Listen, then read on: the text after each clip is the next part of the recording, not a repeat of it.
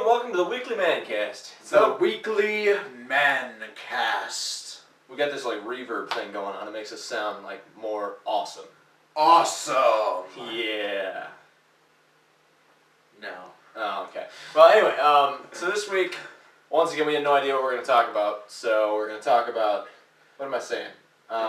I don't know what you're saying, Phil. I don't know what I'm saying either. If Anyway. you know what Phil's saying, please let us know so that we can know what he's saying. Nobody knows what I'm saying anymore. At any rate, this week we're going to talk about video games and the effect on childhood, etc., and the economy and the childhood of American dreams. And philosophy with the socioeconomical and macroeconomic and microeconomic theories. Macro and microeconomic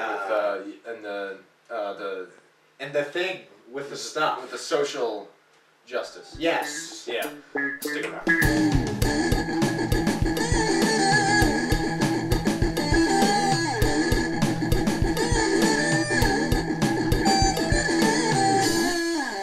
Okay, now 9 out of 10 American children spends 9.5 hours a week playing video games? Nine and a half hours half a day. Every half day. At least 9.5 hours every half day. A half day, as you know, is 12 hours. So 9.5 hours, 12 less 9.5 is what? 3.5? 2.5.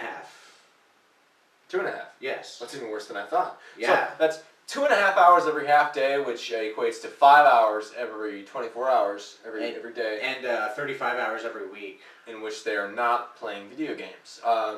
You're supposed to sleep. Children are supposed to sleep 9 hours a day. Yeah, which equates to 45 hours a week. Right. So they're left with 63 hours. 63 hours. So there's 35 hours a week left for children when they're not playing video games, and they're supposed to be sleeping 72. 72. 72. No. 63 hours. 63 hours. They're supposed to be sleeping 63 hours per week. Clearly there's a discrepancy here, so what we need to figure out is a way that kids could be playing video games and sleeping at the same time. Yes. Yes, we need some kind of a brain implant that messes with their dreams. Yes. That sounds like a plan. Let's work on that, Phil. Alright, yeah, I'll get on that and I'll get over to the patent office right away. Okay. Awesome.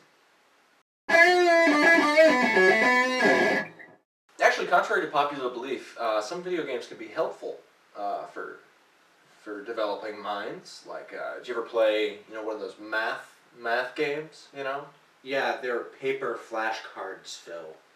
Yeah, they're about as fun as those too, actually. But I was just trying to make a point, that some of them have actual, helpful, no, I guess, they aren't really helpful. I mean, I can't think of, things like Minesweeper maybe could be kind of on a logical level. Yeah, I think logic games are good, but I mean... Puzzle game type things. Yeah. I love Minesweeper. Minesweeper's a lot of fun. The guy that lived next door to me last year, he was a beast at that game. I think he played several thousand games of it. He lost almost every single one except for about 3. Yeah. But he was really fast. So. I tend to make the board really big and only have 10 mines. And then it's you click one button, and as long as you don't click a mine, you basically win. Nice. Yeah, I could do that. Yeah, it's nice and easy that way. Oh yeah, that'd be cool.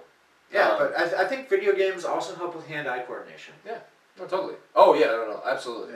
Definitely. I mean, you look at some of the people these days, all the elderly people, and they don't have very good hand-eye coordination. Well, part of that is, the age, but, yeah, I guess we could attribute that to video games also. Yeah, it's all the video games. Come on, Phil. I've never actually been very good at the whole hand-eye coordination because I never played a lot of those video games ever. Yeah. Because, I never owned, a Nintendo or whatever you want to call that. But, I see a lot of people who they could just pick up anything and just play it. I'm just like, wow. I don't know whether to be impressed or kind of that's sad. But, it's still... Yeah, like there's a vacuum cleaner over there. Can you pick up and play the vacuum cleaner? Let's see it, Phil. I don't know that anybody can play it. How much do you play the vacuum cleaner?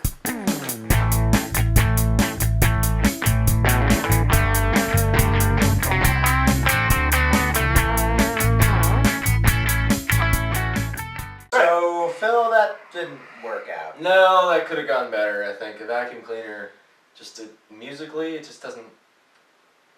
Yeah, I know what you mean. Yeah, no. It also doesn't help that you're tone deaf. No, that doesn't help much. My ears and, no, totally. Yeah. Yeah.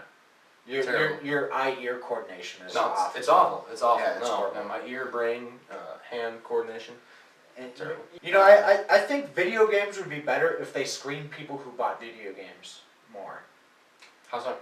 Okay, for instance, you're playing Wii, right? How Sure. many freaking menus do you have to go through about people who throw Wiimotes into TVs, who hit other people with their stupid Wiimotes when they're doing... I mean, make an IQ cutoff. Well, now, how many of those lawsuits are actually people who did this stupidly? How many of them are people who, like, staged it to try and get money?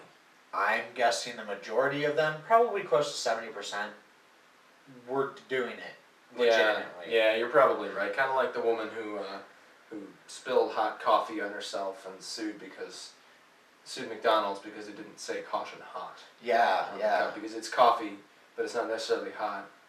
Because she might have asked for cold coffee. Maybe we should talk to the Surgeon General about this. I think we should talk to the Surgeon General about this. Surgeon General, if you're out there, I'm honestly not sure what I was going to ask you, but it has something to do with lawsuits and how legitimate they are. Yeah, so Surgeon General, you probably just heard what we were talking about, so just kind of go back a little bit. Yeah, if you could figure out what that. we're asking you, like, we're not sure what we're supposed to ask you, but we were maybe 30 seconds ago, so if you could go back and maybe figure out what we were saying, that would be helpful. Thank you. And then send an email to theweeklymancast@gmail.com. And if you could send us an autographed picture, that'd be awesome too.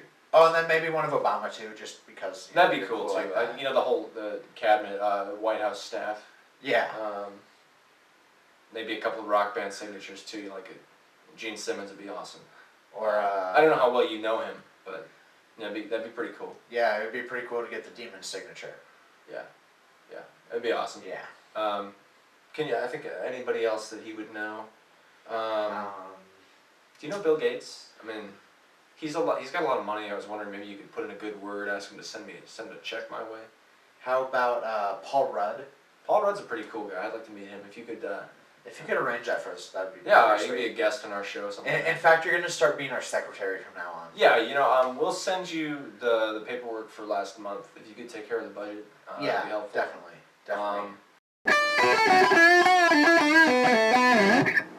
So that was probably the most random episode we've done in a long time. Since about episode 1.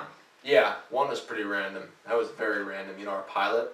I'm going off on another tangent. No, this is the outro, so I'm going to stop talking. Surgeon General, I apologize for that tangent. We definitely disrespected your position. But if you do want to be our secretary, please let us know, because that would be really cool. Yeah, remember that email, theweeklymancast@gmail.com. Exactly. At any rate, for the rest of you who aren't going to swear this off for life because we disrespected you,